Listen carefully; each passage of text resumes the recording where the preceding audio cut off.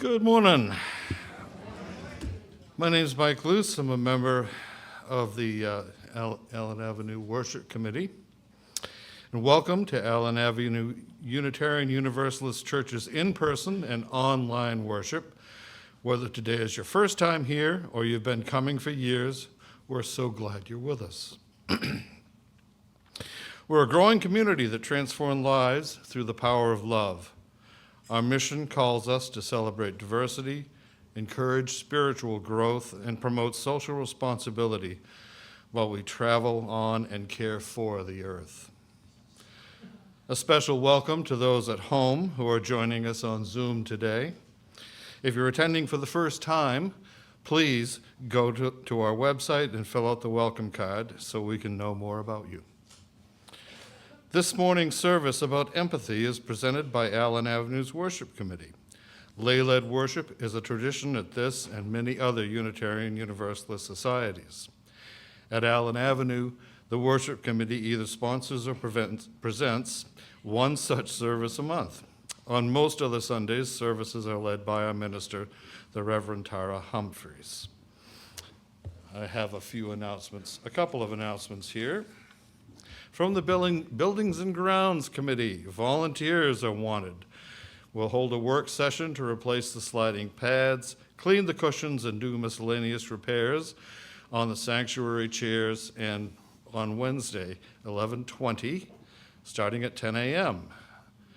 There seems to be talk of a pizza lunch for participants after the work session. And from Reverend Tara, our new congregational administrator, Johanna Bell, begins here this Tuesday. It's been a while. She will be in the office Tuesdays and Wednesdays from 9 to 5 and Friday mornings. Please be patient as she learns the ropes. And a huge thank you goes to the hiring team, Diane Oberbeck, Pam Jackson, Barbara Friedman, and Ann Packard. And another huge thank you goes to the volunteer interim admin team, George Hickson, Diane Oberbeck, Peter Reed, Ann Packard, and Jerry Freeman. If you see these folks at coffee hour, please thank them for their generosity. And right now we have a special announcement coming up right now.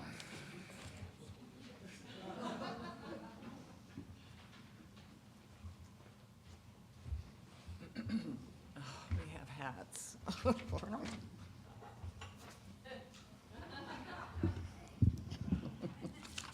3 weeks, actually 20 days.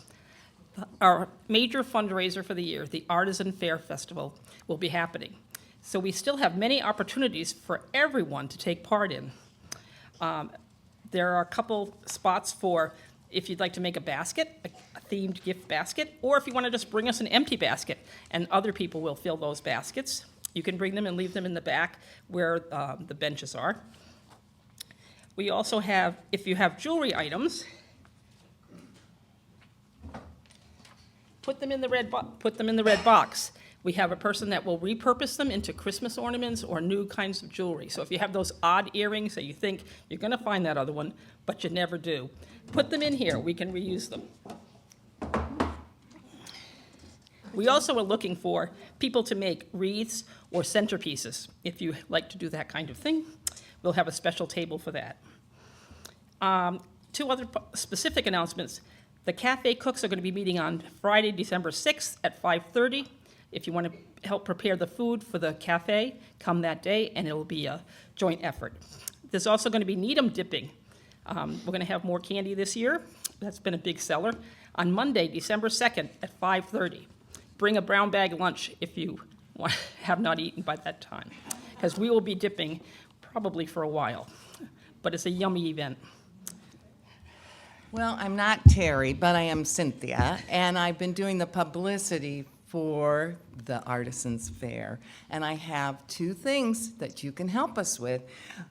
If you have a Facebook page, you can share the A2U2 Facebook page. It will be updated regularly, and the more people see it, the more they're reminded I assume there will be an event page at some point.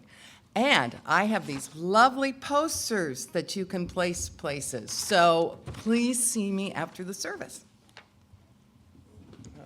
And you can see there's some empty spots still on our sign-up sheet. I like a few more sign-ups if you could do that. If you've never joined the fair before, jump right in. It's a lot of fun, and there's something to do for everyone, large or small, young or old. Thank you.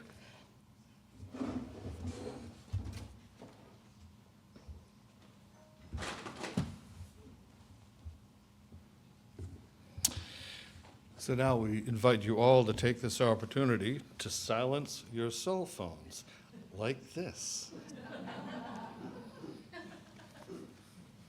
so that we can be fully present to one another. After the service, please grab a cup of coffee or tea in the kitchen window and stay for conversation in the foyer, or head down to the end of the long hallway to join a group for the brown bag lunch. Those on Zoom may stay on and connect with one another. And now, let us center our hearts and minds with the ringing of the chimes.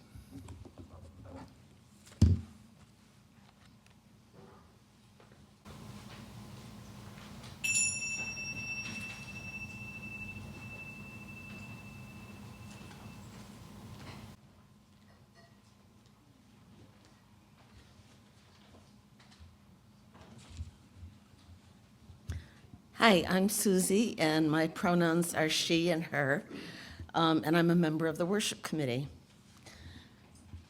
This is the Call to Worship by Margaret Kelp. As surely as we belong to the universe, we belong together. We join here to transcend the isolated self, to reconnect, to know ourselves to be at home, here on earth, under the stars, linked with each other. And now I'll light the chalice. When we light the chalice, we invite those on Zoom to light their own chalices or candles so that we can be connected with one another. Our chalice lighting words are by Lisa Garcia Sampson. As we light this chalice, we kindle the spirit of the great turning, the movement for justice alive in this nation today. May we feel it in our bones, and in the stillness of this hour, may we sense it calling our name.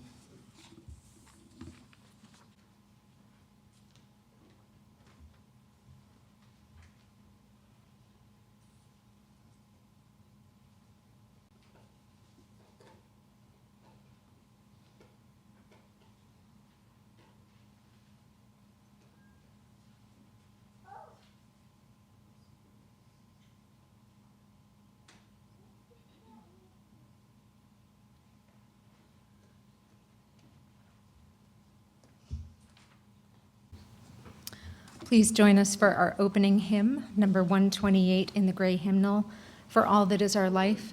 The words should be on the screen as well, and please rise and body your spirit.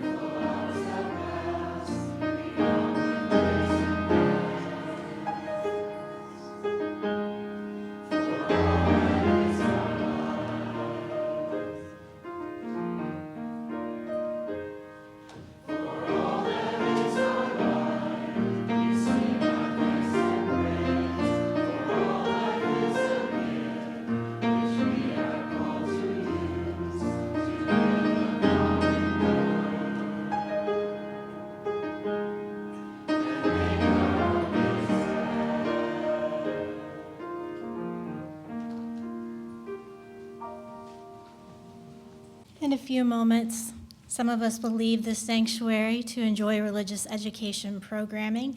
Today, the kids are learning about the UU value of generosity, and we're doing an interactive version of stone soup where they will actually make stone soup, so that's exciting.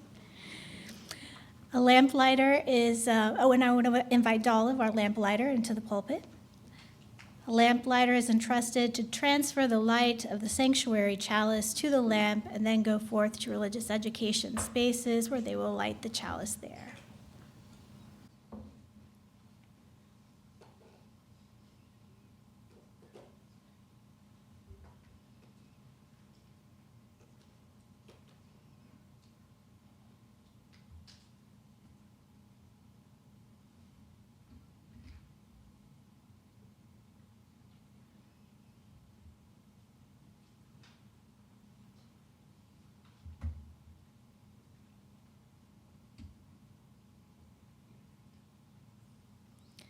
I invite those going to religious education to follow the lamplighter as we carry the flame, expanding our sacred space.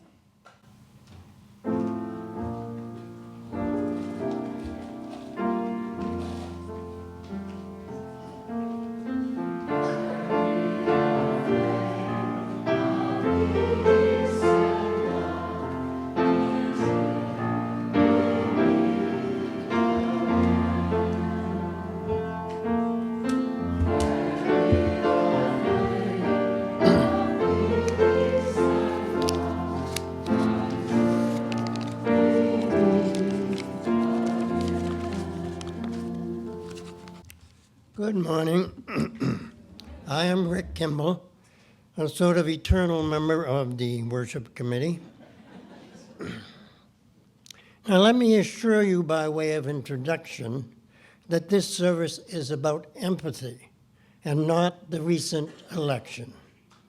Most of us are not just satisfied, satiated, but bloated with news and not news about that. And yet, in a country as divided as ours, the one way forward may be the path of empathy, the path we each can take toward understanding the other, the path that all of us on both sides of the political divide and the social divide must at least attempt to walk. We in this church at least must try, and along the way we must reach out to others, inviting them to walk along with us, so that together we move toward mutual acceptance. Let there be peace on earth, and let it begin with you and with me, through empathy. I turn now to my own non-political thoughts about empathy in the piece I call Steps to Empathy. I expect we are all familiar with a proverb often attributed in various forms to the Cherokee Nation. Here's a contemporary version from the internet. Don't judge a man until you've walked a mile in his shoes.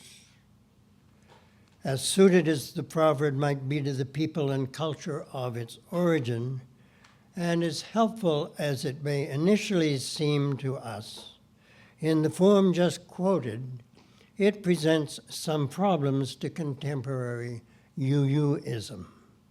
It assumes that everybody can walk and that everybody has shoes. It is sexist because women walk too. Using it in UU circles may be a case of cultural misappropriation, and it invites judgment when higher goals of human relations are understanding and compassion. Now, there are practical problems too. Step into somebody else's shoes and you might get a corn or a blister if the shoes are too tight, or catch athlete's foot, or suffer a fungal infection of the nails. Or you could encounter the little old lady who lives in a shoe with so many children she doesn't know what to do, and catch a cold or even COVID from her kids. Or if the shoes you put on have stiletto heels, which you are not used to wearing, you might topple over to the sidewalk and suffer injury or even death. Well, maybe such possible problems are central to the proverb that invites them, and therefore they are good. As UU Minister Forrest Churches said, you cannot know the pain of others without first knowing pain of your own. Affliction, he wrote, affliction precedes empathy. Think about that when you're trying to go to sleep tonight. Affliction precedes empathy. But let's drop the literal approach for a bit. The point is not to cram yourself into the real shoes of others and maybe hurt yourself. The point is to identify with others, to feel their feelings, to share their thoughts and reasons, and so to achieve empathy. Well, you really can't do that. You really cannot achieve total empathy. That would require wearing not just the other's shoes, but the other's whole outfit and hairdo. Actually achieving full empathy with another is impossible. It requires becoming the other. And if you did that, where would you be? Well, I know a good place to be, Los Angeles, California. So try walking west for not just 1 mile, but for 3,000 plus. There you can find a pair of public art spaces created by Kim Abels and called Walk a Mile in My Shoes, a formulation of the proverb that avoids some of the problems with the version quoted earlier. Walk a Mile in My Shoes commemorates the civil rights movement and features, as you might guess, the footprint, impressions, and shoes of civil rights activists. Included are bronze replicas of Martin Luther King's shoes. Now, don't put such metal sculptures on your feet, because if you fall into a lake, they could pull you down to drowning at the bottom, when their purpose is lifting you up to the height and the practice of empathy. Now, this all brings up the question, excuse me, of whose real or virtual shoes you might want to walk in, if you could. Now, I might choose Mozart so I could dig where those melodies come from. You might try those of your political opponents and even walk their paths for a bit. You might choose the shoes of somebody else in this room so you can truly get to know them and eliminate any misunderstandings about them. Achieving empathy is an important part of what our community, our committees, our spiritual enrichment, and other groups are all about. So look around. Whose shoes do you want to try on? And hey, is anybody thinking of my shoes? I've got an extra pair in the car just in case. Just saying. Anyway, here in this sanctuary is a good place to step forth on an empathy walk.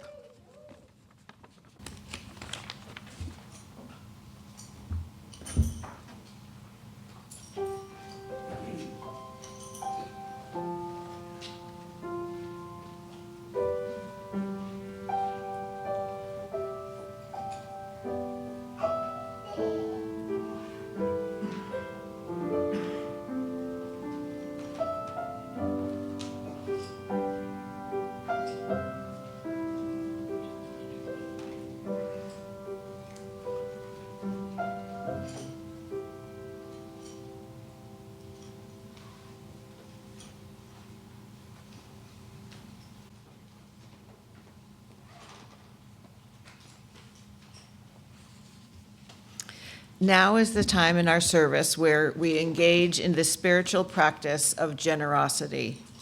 Our gifts support the ministries of this congregation and our work in the broader community. Each week, 1/3 of our offering is given away to local nonprofit organizations doing work to advance our shared values in the world. This month's Share the Plate recipient is Window Dressers of Maine. They bring community volunteers of all economic and social situations together to improve the warmth and comfort of interior spaces, lower heating costs, and reduce carbon dioxide pollution by producing low-cost insulating window inserts that function as custom interior mounted storm windows. Important as we enter these winter months. Donations can be made now as the basket is passed through the donate button on our website, or if you are a member on Breeze, remembering to make note that your gift is for Share the Plate. If you are visiting us for the first time this morning, please know that your presence is your gift to us. At this time, our offering will be collected and gratefully received.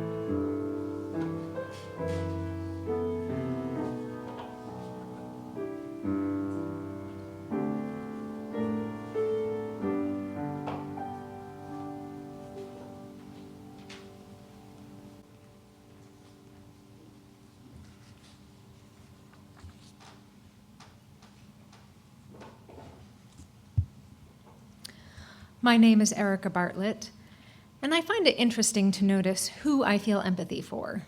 Sometimes it comes easily, and other times it's pretty elusive. One example of when it comes quickly is when pets are involved, such as when my neighbor had to have one of her cats put to sleep this summer, quite unexpectedly.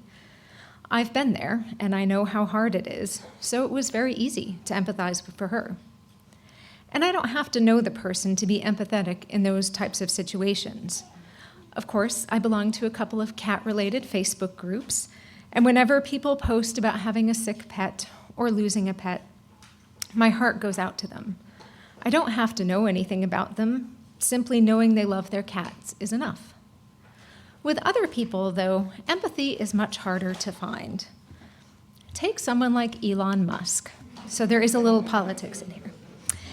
Now, I'm not a big fan of Musk, and I'm going to guess a lot of people here aren't either, especially after his actions around the election.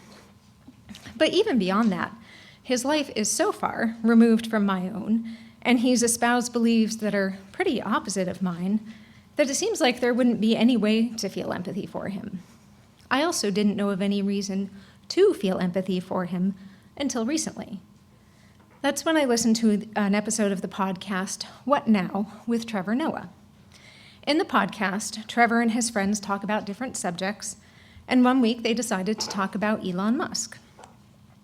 Early in the episode, Trevor commented that he didn't expect any of them to find empathy for Musk, or really any billionaire.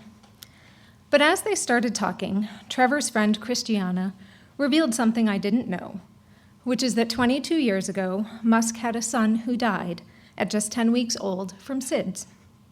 Christiana commented, quote, "There is nothing that makes you feel more powerless than something that you thought was going to be permanent being ripped away prematurely." That hit home for me. I'm not a parent, so I've never lost a young child, but I know someone whose 2-year-old son died in his sleep. I saw how hard it was for her and her family to get through.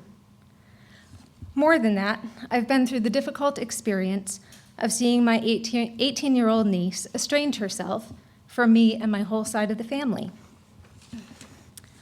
I wasn't her parent, but I witnessed her birth, babysat, changed diapers, attended dance recitals, had sleepovers, traveled with her and my brother, and I did attend a parent-teacher conference. So while it's not the same as losing a child, I can certainly empathize with the grief of losing a relationship with a child that you thought would be permanent. It's a strange feeling to think about having empathy for Musk on that front, although it does feel a little bit easier to empathize with Musk from over 20 years ago before he took a hard right turn. And there's also another and more recent related situation with him where having empathy is much less straightforward. After the death of that first child, Musk and his wife used IVF and had twin sons. But in 2022, the older twin came out as a trans woman. To say that Musk didn't respond well is an understatement. He's said that his eldest twin, quote, "is dead, killed by the woke mind virus." Small wonder that his daughter has now taken her mother's last name and doesn't want anything to do with Musk. But on the podcast, Christiana speculated that Musk had never truly dealt with the grief of losing his first son, and it impacted his response to having a trans child. She'd read about parents of trans children and said they express feeling grief over the loss of the child they had, while also embracing the gain of a new child.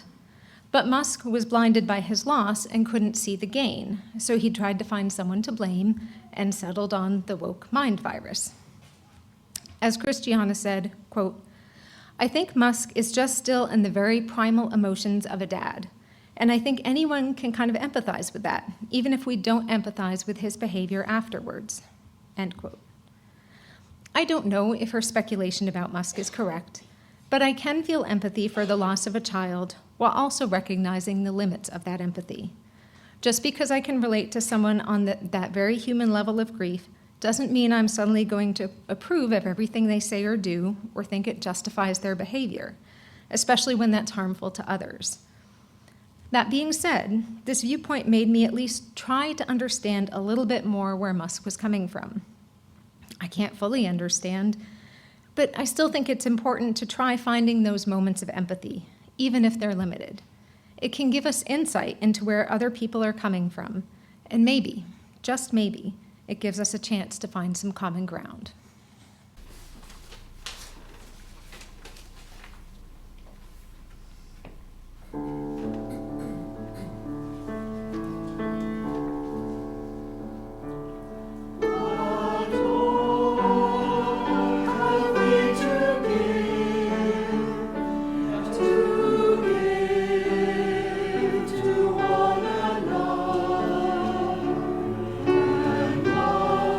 And love and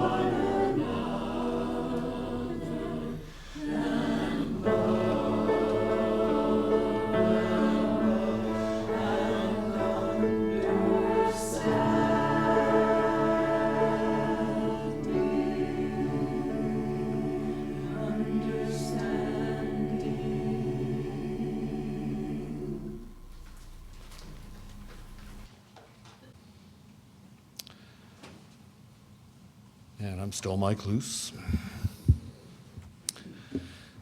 And the title of my reflection is I Felt That. So if you're going to work in social services with troubled people, it's kind of a job requirement, or should be able to empathize with folks. People sense when you get them, at least partly, and that helps a lot in establishing some trust and trying to meet their needs. There is, though, such a thing as too much of a good thing. And if you let that empathy overwhelm you, you're toast. That happened to me. I worked with troubled kids, troubled teenagers in a residential setting, and when I say troubled, I'm kind of understating things. These kids had been through a lot of different emotional ringers by the time we got them. Sometimes it was deeply dysfunctional families, sometimes mental illness, sometimes drugs, combinations of those plus whatever else. Bunch of hurting kids. That hurt emanated from them, and once in a while it came out in outbursts, sometimes needing to be physically restrained.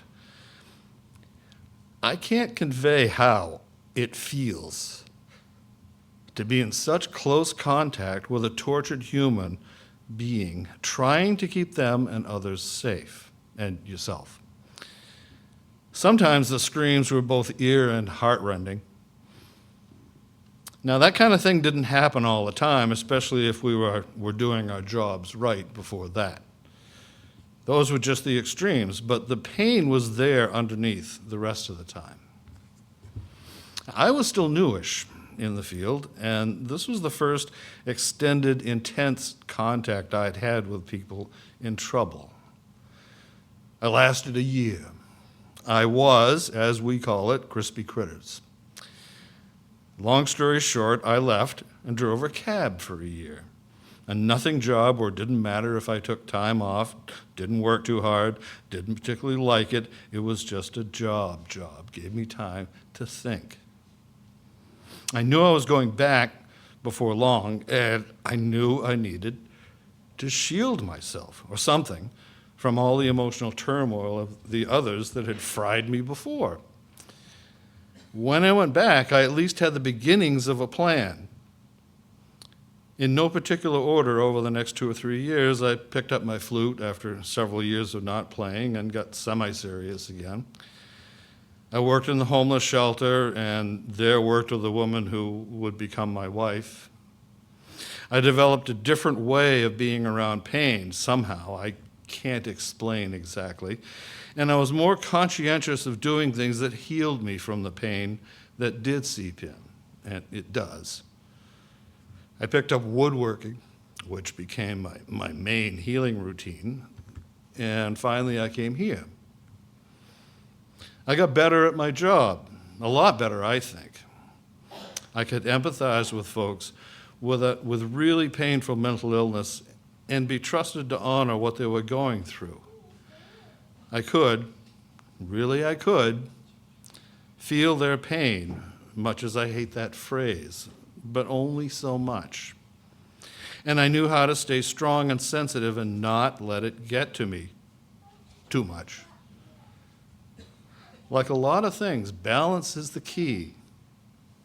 I may have been a slow learner, but I'm glad I finally got it and that I was stubborn. The hymn is 360. Please stand as you are able and sing along.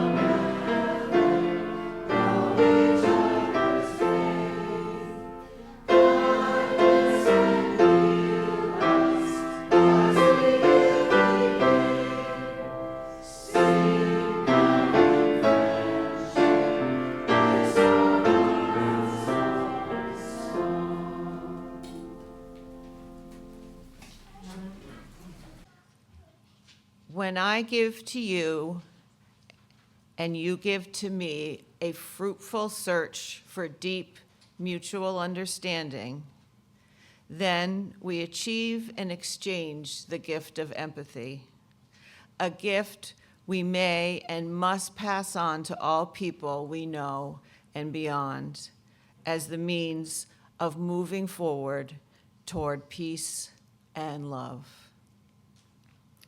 Our worship has ended.